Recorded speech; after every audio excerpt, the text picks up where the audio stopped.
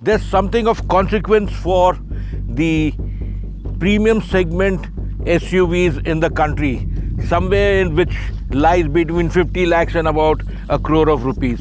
You always thought European, more German, with the 3 or 4 manufacturers there, BMW, Mercedes-Benz, Audi, Porsche also. Earlier you had Volkswagen as well in that fray. And then you had the likes of Volvo and Jaguar. Despite all these illustrious brands, there was always one brand which everyone looked forward to from the Orient, and that was Lexus.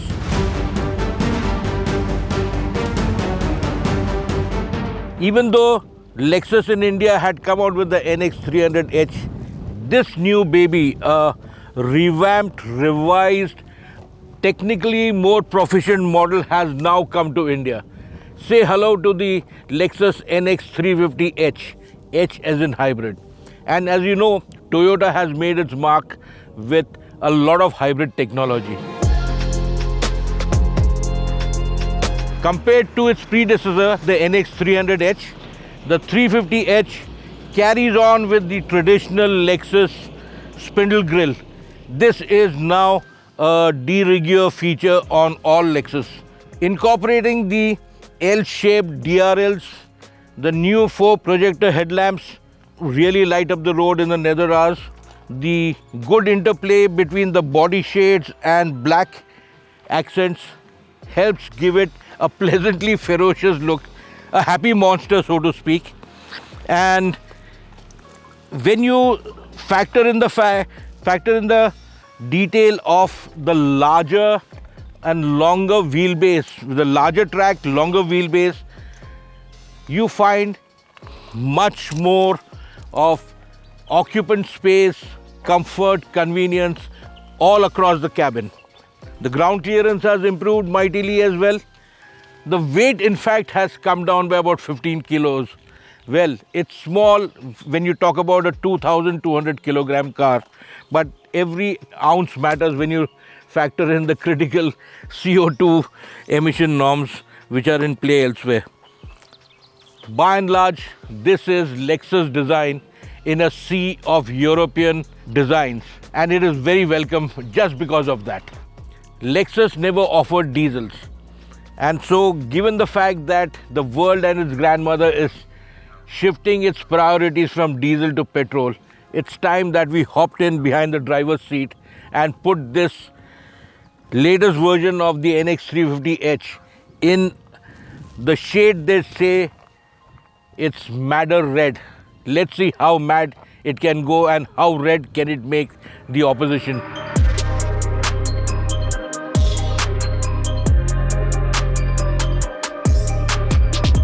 The NX 350H comes in 3 trim versions. The Exquisite is the one which is the base version, so to speak. I am driving the luxury version, and then there is the NX 350H sports version. So what is their difference between the Exquisite and the luxury is just a basic matter of trim. Whereas from the luxury to the sport, the drive modes in the sport, there is an extra sports plus mode. Otherwise, you have the eco, normal in the sports mode, which is there in both the luxury as well as the Exquisite models. One of the most important things when you get into the cabin of this car is you are confronted by a very great driving position. Heads-up display, large one, right up there in the line of vision, which is wonderful. You don't need to look down and take your eyes off the road. There's a very, very big tablet size, almost huge mini television set sort of a touchscreen, which gives you everything to stay connected, get entertained, etc., whatever is there. And yes, in that sort of sense, this is Japanese intuitiveness of the finest order. There is one other small detail which the Japanese are so finicky about. They give every detail a new meaning. Tizuna, or the Japanese art of mastering a horse. The controls of the horse to make it gallop to break down into a small pace, sometimes take off. That sort of thought philosophy has gone behind the driving position, the controls of the NX 350h. And I think it's made it into a very delightful little car. Yes, the Germans, you know, like the back of your hand, that you can take these details for granted. The switches will fall to hand. The logical instrumentation comes to the fore. But here, the same things pervade, but it's taken on to a altogether different and very delightfully appointed manner.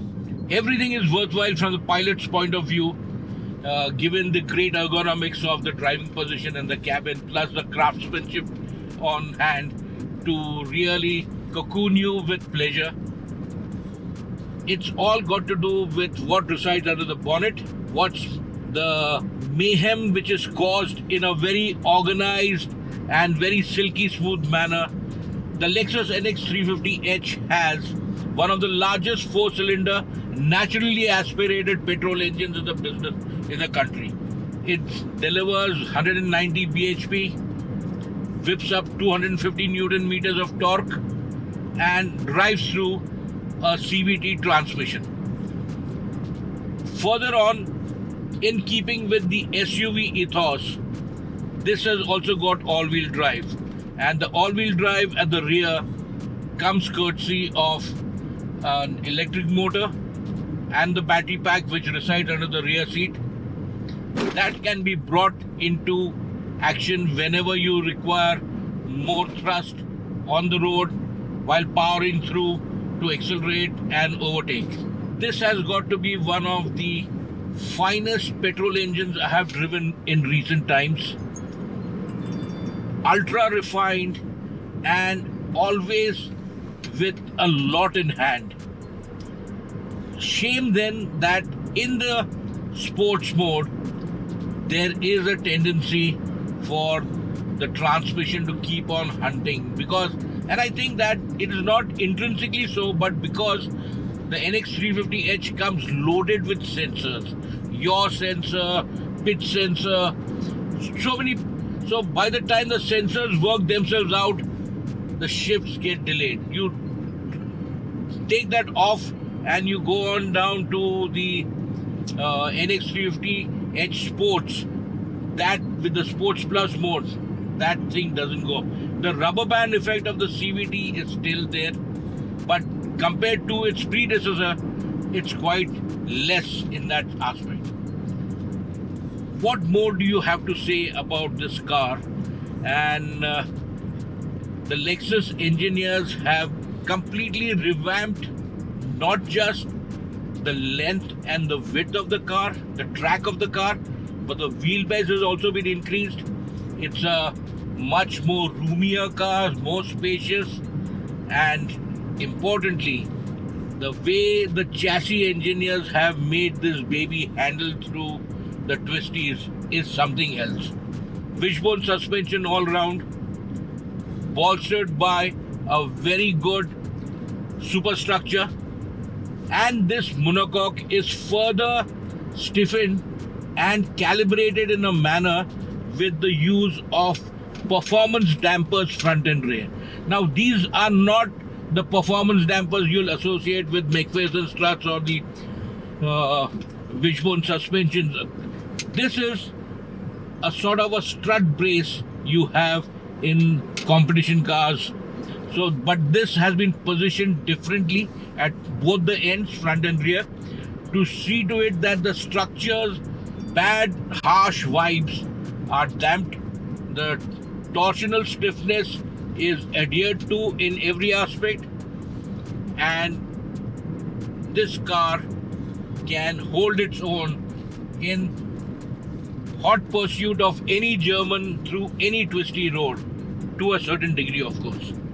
What really blew my mind again is that she runs on 20-inch wheels. Now that is something else. And with the 20-inch wheels, the ride quality surprisingly is superb. It doesn't crash. It doesn't thrash around the pit. The 235/50 aspect tires, Bridgestones as on my car right now, which I'm driving, are just par for the course. There is much to be delighted with this machine. And one more thing which came to the fore. When I was driving in the normal mode, the brakes were just spot on. Switch over to the sport mode and suddenly the bite and the grab is far more quicker, far more enhanced, and I think that's in keeping with the character of the different driving modes, so to speak.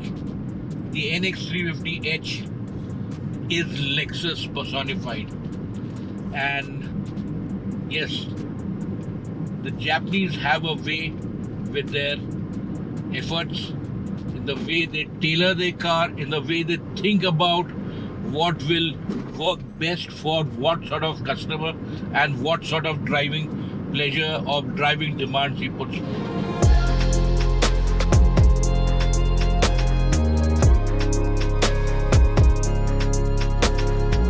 Lexus would like everyone to see this when it passes by the competition.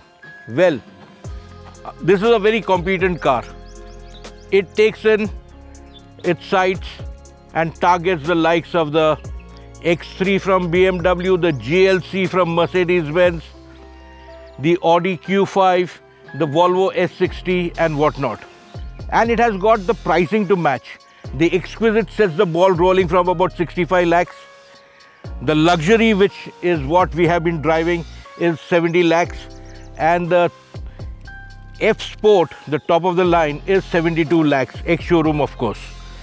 So the prices are in consonance with where this segment really resides, in the mind and on the roads. Like I said, this is a welcome different flavor in this segment of SUVs, premium SUVs. And Lexus should be stepping on the gas soon, knowing the fact that they have already asked for more units to come from Japan.